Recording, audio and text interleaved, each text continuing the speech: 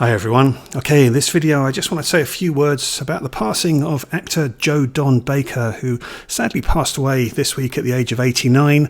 Here he is alongside Chevy Chase in the 1985 film Fletch. Just funnily enough, I actually found a copy of Fletch, and Fletch Lives in the thrift store just the other week. So yeah, strange coincidence.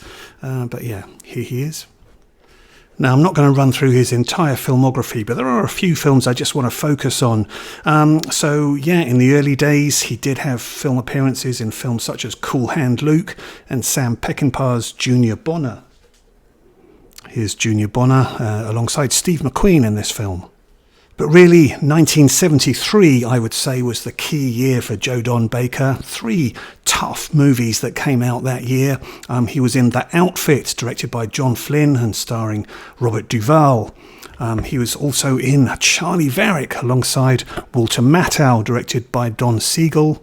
And perhaps most significantly, he was in the film Walking Tall, a tough action movie based on true events, and this was really his breakout role, I would say. Now, frustratingly, I have never been able to find a copy of that movie, but I do have a set of the press stills, so I'll just show you what I have here.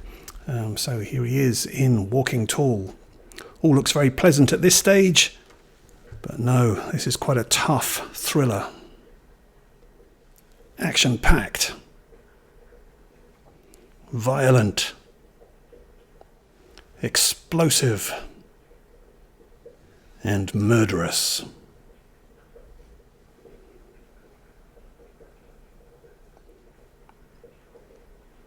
For me, though, the most memorable thing that Joe Don Baker was in 1985 on British TV, when we had the absolutely superb series Edge of Darkness, starring Bob Peck and Joanne Whalley-Kilmer, a really significant early role for Joanne Whalley, and this was really quite a landmark TV series. Now, I have talked about this before when I did the tribute video to its writer, Troy Kennedy Martin, and it seemed that a lot of people who viewed that video didn't seem to remember this too much, but this really was a significant TV show that came out on BBC in the 80s.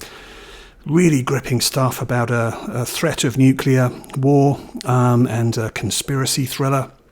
Joe Don Baker definitely had a very significant role in this as the character Jedburgh.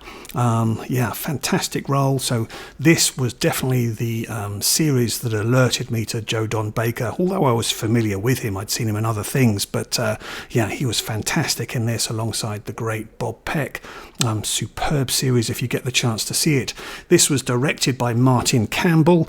It had very significant score as well that was done by Eric Clapton and Michael Kamen, and they then got the opportunity to do the score for Lethal Weapon after the success of this. Yeah, terrific series, and Martin Campbell did remake this as a movie with Mel Gibson, but I still haven't seen that movie. But yeah, this original series was just superb.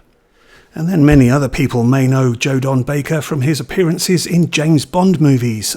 So he was actually a general in The Living Daylights, the Bond movie that starred Timothy Dalton. But Martin Campbell, the director of Edge of Darkness, brought him back in a more positive role in Pierce Brosnan's first outing as James Bond, and that was in Goldeneye. And he then got to return as well in the follow-up Tomorrow Never Dies. And then he also had a role in Martin Scorsese's remake of Cape Fear. Quite a formidable cast this. So he appeared alongside Nick Nolte, Robert De Niro, Gregory Peck and Robert Mitchum. And also, I just want to give a mention to a movie that he actually made back in 1977. I haven't seen it since the 80s. I did enjoy it back then. It doesn't seem to have very positive reviews, but I liked it back then. And it's a movie called Checkered Flag or Crash, in which he starred alongside Larry Hagman of Dallas fame. And this was a movie about the Manila 1000 race. I enjoyed it. I'd love to see it again. It's been very many years. But yeah, that's probably the first time I saw Joe Don Baker, I guess. Okay, like I said, I'm not running through his entire filmography, but yeah, let me know your thoughts on the films of Joe Don Baker. Really formidable actor, strongly built, good for action roles, good for playing generals, good for tough authoritative kind of roles. So yeah, a sad loss to hear of his passing at the age of 89. A really lengthy film career that he's had. Let me know your comments. Okay, thanks very much for watching. All the best to you. Bye-bye.